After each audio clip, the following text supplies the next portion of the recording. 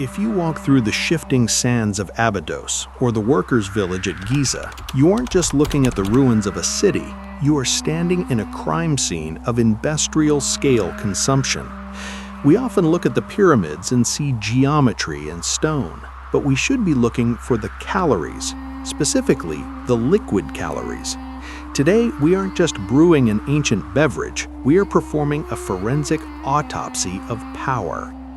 Inside the residue of 5,000-year-old ceramic vats, we find the DNA of a civilization's control mechanism. This isn't the clear, carbonated lager you know.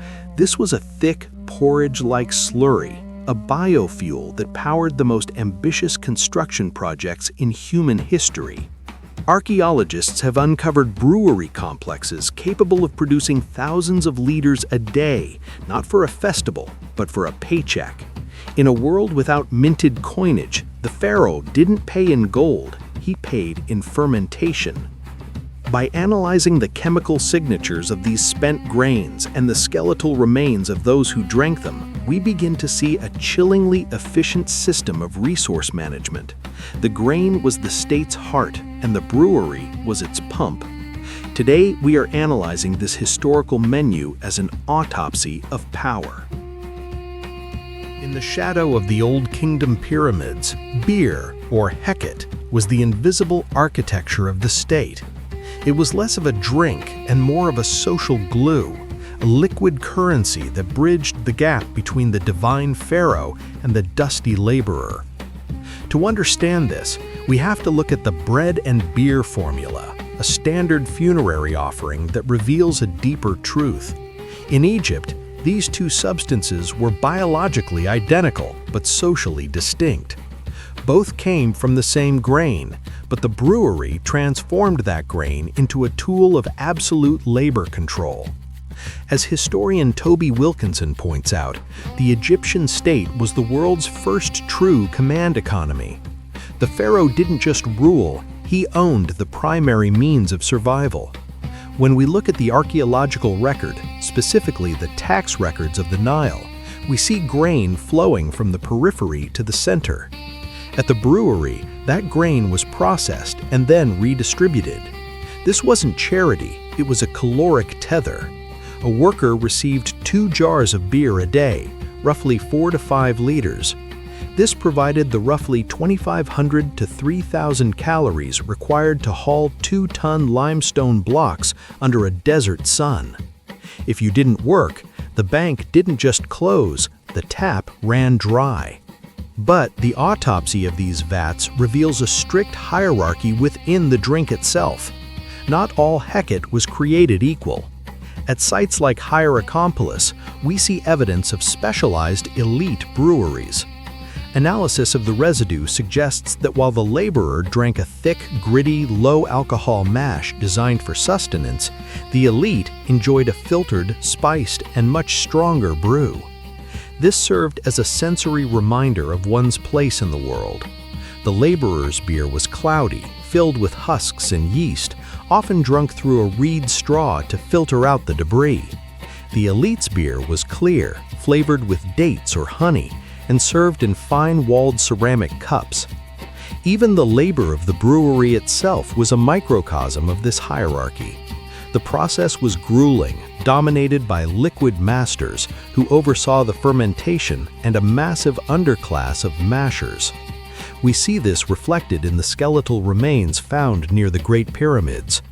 The brewery workers show signs of repetitive strain in their shoulders and lower backs, the physical price of leaning over massive ceramic jars to knead dough and stir boiling vats for 12 hours a day. The state transformed human energy into grain, grain into beer, and beer back into human energy. It was a closed loop of resource control, where the brewery functioned as the engine room of the empire. This system of controlled excess was a political signal. When a pharaoh hosted a feast and provided beer without end, he wasn't just being a generous host, he was demonstrating that he controlled the Nile's surplus so completely that he could afford to let his subjects lose their senses. In a desert where water could kill you and food was a calculation, the ability to provide an intoxicating luxury was the ultimate proof of divine favor. The brewery was where the pharaoh's power became edible and drinkable. To truly understand the autopsy of power, I had to step away from the academic papers and into the heat.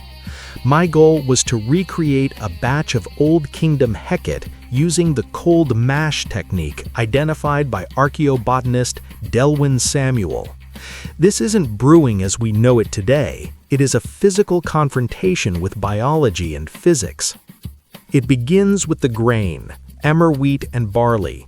Modern wheat is soft, bred for easy processing. Emmer is a prehistoric beast, glaucous, stubborn, and encased in a thick husk that refuses to let go. To get to the starch, I had to spend 4 hours with a stone mortar and pestle.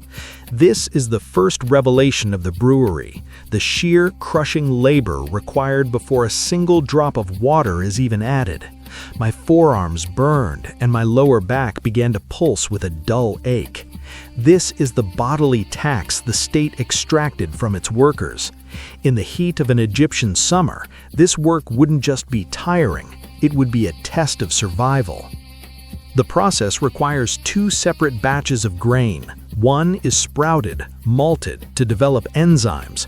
The other is partially baked into beer bread or wadjet. As I kneaded this heavy, damp dough, I realized a crucial judgment call the ancient brewer had to make: the temperature of the oven.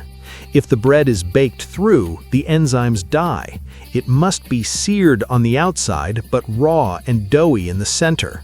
I found myself hovering over the heat, poking at the center of the loaf, trying to feel for that specific gummy texture. It's a sensory skill lost to the industrial age, a gut feeling for enzymatic activity. Then comes the mixing. I crumbled the half-baked bread into a large ceramic vat of cool water and added the crushed, malted grain. Now the real exhaustion sets in. To prevent the mixture from becoming a stagnant, rotting mess, it must be worked by hand. I spent the next hour with my arms submerged up to the elbows in a thick beige slurry. It's cooling at first, but soon it becomes a cloying weight. The smell is transformative. Not the hoppy aroma of a modern brewery, but something primal, like sourdough and wet earth. As I worked the mash, I began to see why this was the liquid currency. I was essentially kneading the wages of 1,000 men. If the temperature of the water was too high, I'd kill the yeast. Too low, and the fermentation wouldn't take hold. It is a fragile chemistry performed in a brutal environment.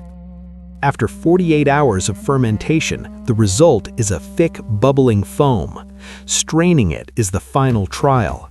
Using a coarse linen cloth, I squeezed the liquid from the grain husks. The liquid that emerged was opaque, a deep ochre color, and remarkably dense. When I finally tasted it, the sensation wasn't refreshing, it was filling. It has a sharp lactic tang, similar to a sour beer or kombucha, followed by a heavy cereal sweetness. One sip tells you why the laborer didn't need much else. It coats the stomach. It provides an immediate sugar rush, followed by the slow burn energy of the complex starches. But as the explorer, my primary takeaway wasn't the flavor, it was the cost. To produce just 5 liters of this beer, I had spent 2 days of intense physical labor and used enough grain to feed a family for a week. The brewery was a machine that concentrated the calories of the land into a portable, perishable form. It forced the population into a cycle of constant production just to maintain the very liquid that kept them strong enough to keep producing. Standing over the final batch of Hecate, the forensic picture is complete. The taste confirms the power. It is a heavy, intoxicating fuel designed for a body in motion. The labor reveals the hierarchy. The thousands of hours of grinding, kneading, and straining were not just steps in a recipe, but the very mechanism of social discipline. And the excess The sheer scale of the breweries at Abydos communicates a terrifying authority. Only a state with absolute control over the sun, the soil, and the Nile could afford to turn the harvest into a liquid that disappears in a day. In this autopsy, we see that the brewery was the true foundation of the pyramids. It wasn't just a kitchen, it was the world's first logistical hub. It processed the raw energy of the earth into a form that could be measured, rationed, and used to buy the loyalty and the muscle of an entire nation. The pharaohs knew that to build a monument that would last forever, they first had to control what their people ate today. Through the lens of the VIP menu, we see that food is never just sustenance. It is a record of who led and who followed, who ate the refined honeyed brew and who strained the husks through a straw. We don't just cook ancient food, we decode the civilizations behind them.